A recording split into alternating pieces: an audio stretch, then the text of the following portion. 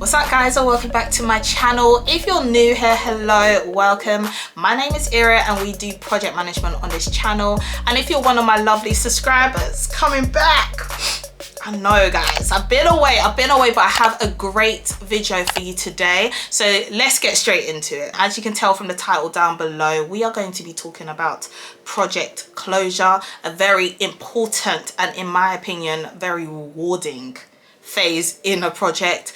I just want to highlight to y'all that I've been away because my projects had me like this. It has been such a crazy project. We are actually at project closure right now, so I did want to discuss in this video the things that you should be doing as a project manager to close down your project in the right way.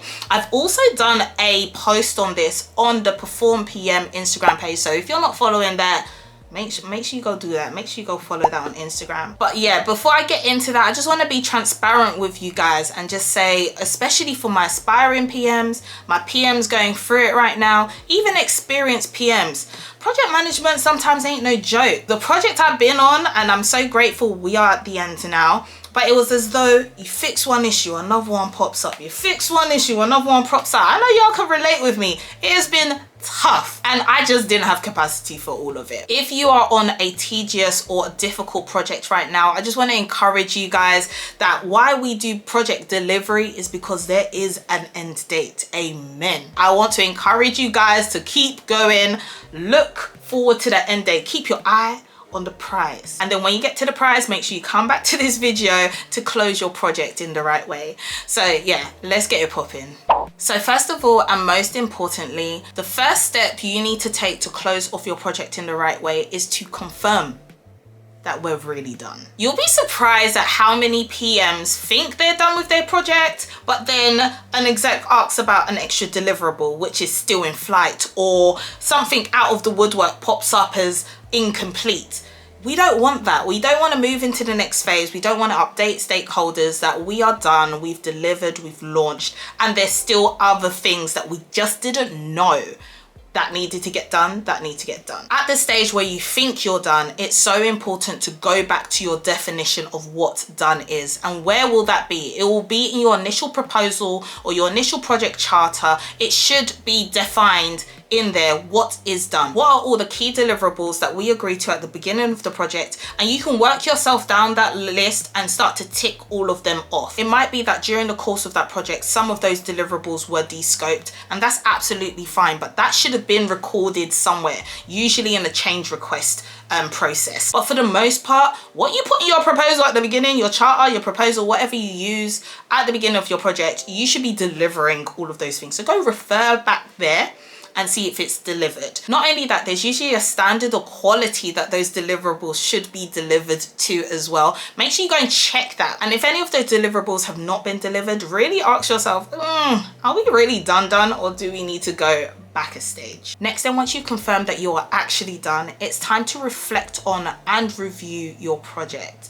So this would usually be done as a form of lessons learned. I tend to get a meeting together with all my key stakeholders, especially the people that delivered the solution on my project. We start to ask ourselves questions like, what went well? What didn't go well? What could be done better next time? What things should we be looking out for next time? And as a PM, you will be responsible for noting this down and putting it in a document called the lessons learned log. Other more technical questions that you should be asking yourself during this phase are, did we hit our goals? Did we hit our budget? Did we get there on time? Did we get there in the defined quality that we said we were going to get there? These are the main project constraints that a project manager is responsible for looking after. So if the answer is no to all of those, 9 times out of 10, it's kind of an indication that this project didn't go as well as you probably would have hoped. But if the answer to the majority of those, if not all of those, are yes,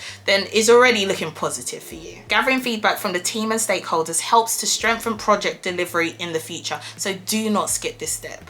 Number 3 then is what I like to call tidy up time. It's time to leave the place clean and compliant. So this means going back to all of your invoices. Are they paid? Have your contractors been paid? Have the outsourced third parties being paid, make sure that's sorted out. All your documentation, you know that raid log, you know that is currently showing green.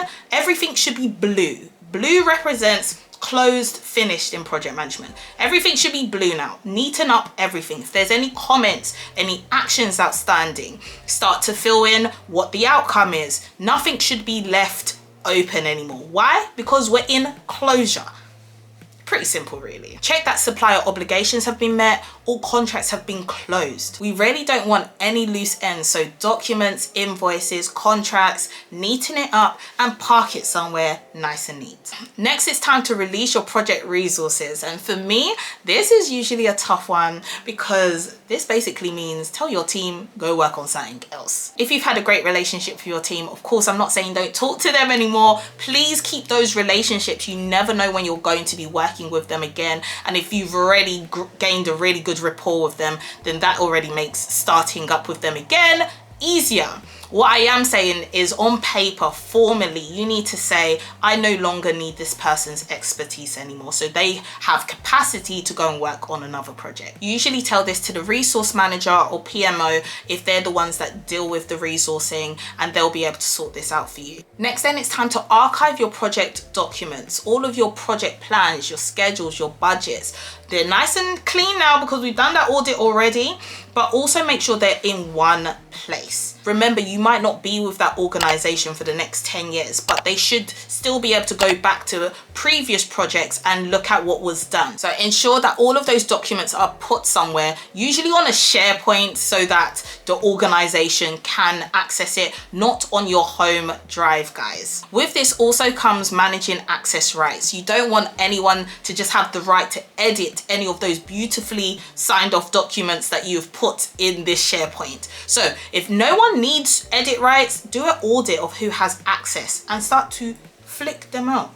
They don't need to be there. All you need is to be able to view it. So edit rights, knock that down. No one should be have any editing rights. Put it as viewer only. Yes, we want other people to have visibility of what's gone on the project and where we started, where we ended, but we don't need to change anything. Start to blocker, kicker, everyone out of their edit rights. After that, we're really winding down now, but before you finish off completely, it's time to do a bit of self-reflection. I always add in this step to just think about my performance on the project. Personally, as a PM, what could I have done better? How was my communication? Did I negotiate as well as I could? Was I empathetic, which is something I pride myself on as a project manager through the delivery? Did I drive decision making? Did I keep up with my documentation? All of these kind of things. I'm going to go on to a new project soon, and I want to be better in my next project. I won't know how to be better unless I reflect on what went not so good in terms of my performance, and also gather feedback from my peers. So make sure you do that. And then lastly, guys, and this is the best part, you have sweated, you have gone through the tears, you've done the late nights, you've done, in my case, the early mornings, because China, working on China time, hey, it's tough work. But you got there, you got to the end, and it is neat, it is tidy, it is clean.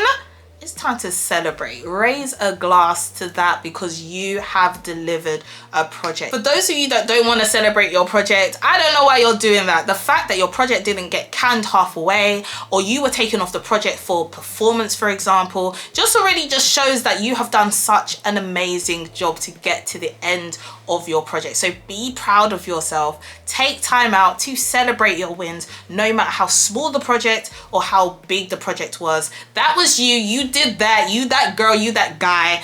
Don't ever forget it. So right now, that's where I'm at. Celebrating a little bit before I get moved on to my next project. I'm super proud of myself, and I'm so happy to be back on YouTube. So again, thanks for rocking with me, guys. All right, guys, so that is it for this week's video. I hope you enjoyed it. And if you did, please give me a big thumbs up on this channel. It lets me know that I'm giving you valuable content.